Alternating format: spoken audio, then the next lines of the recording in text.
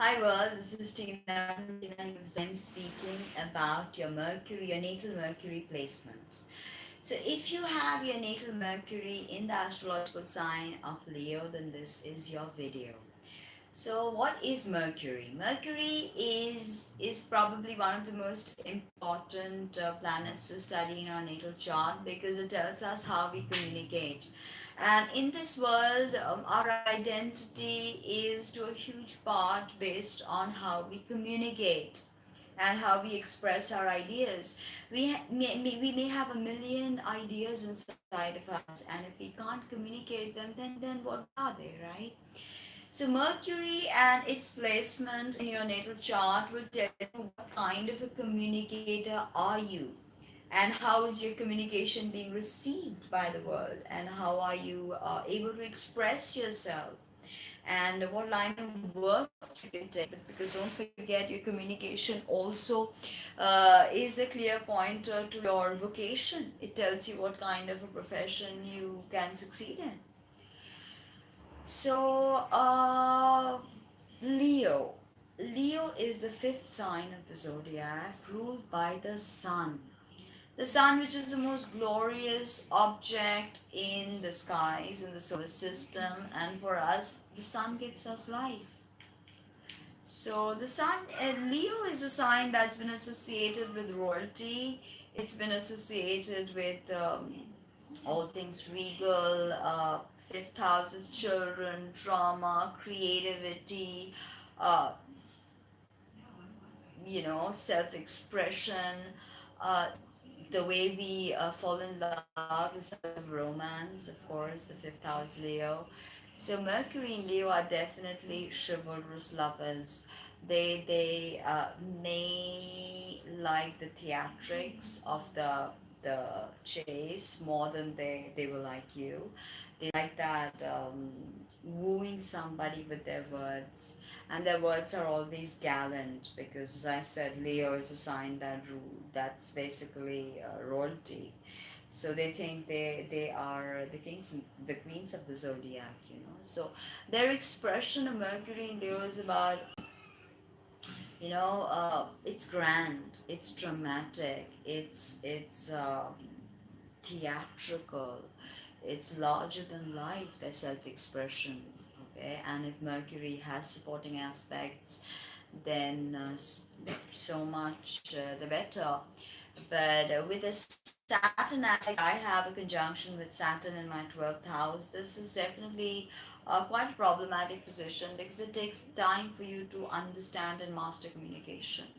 There is a possibility that you will master communication and be really good at it because 12th house, all things occult and all things hidden and um, past lives and stuff like that. You can be really good at it, but it takes time for you to truly understand Saturn's karma. So that's what we are all doing. Definitely till 29, you have no idea because you've not yet had your Saturn return. But as you grow you grow older, it's easier to deal with the Saturn conjunction with Mercury.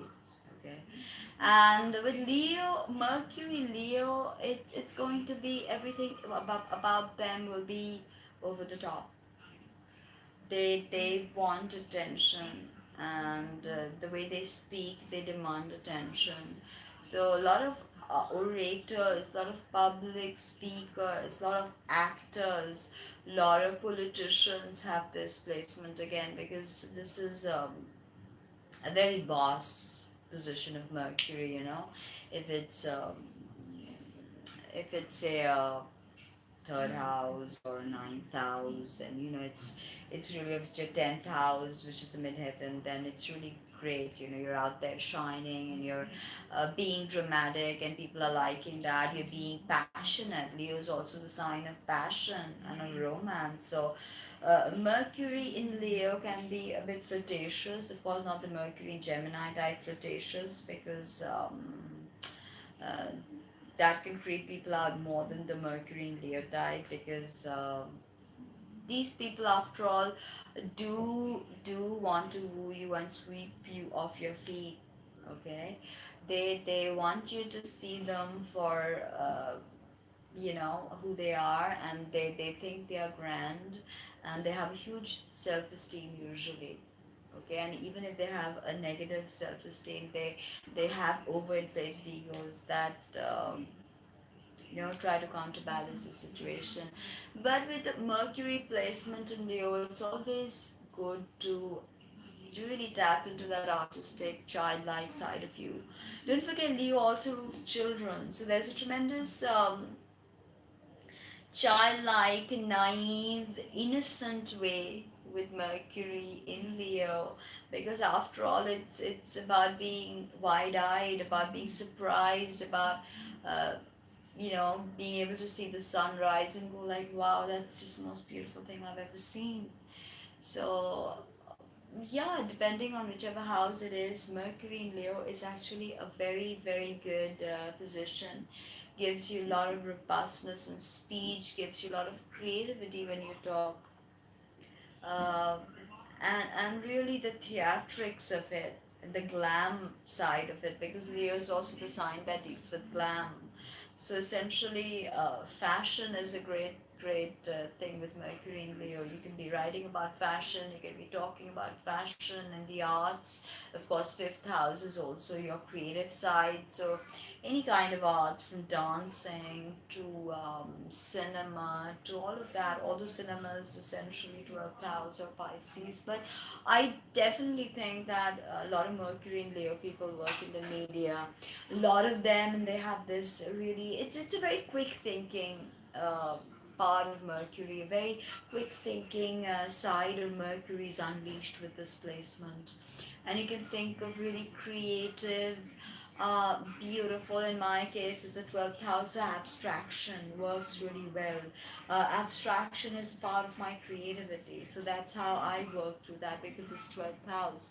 But if you have, say, a more practical ninth or 10th house, then you're straight out there in the world expressing yourself as an actor or a politician. Even politicians, I think, the more dramatic, the more and they're very famous, Mercury and Leo people. Just even in family situations, they're the ones to get up and make a speech if need be. So that was a bit about Mercury and Leo. I hope you like that video as much as I like making it for you. You know the drill, the thumbs up button, a comment if you like. Of course, a subscription would mean the world. Um, like to keep my content free, so consider a donation, and don't forget to visit my website www.dinamics.com. Take care. Bye.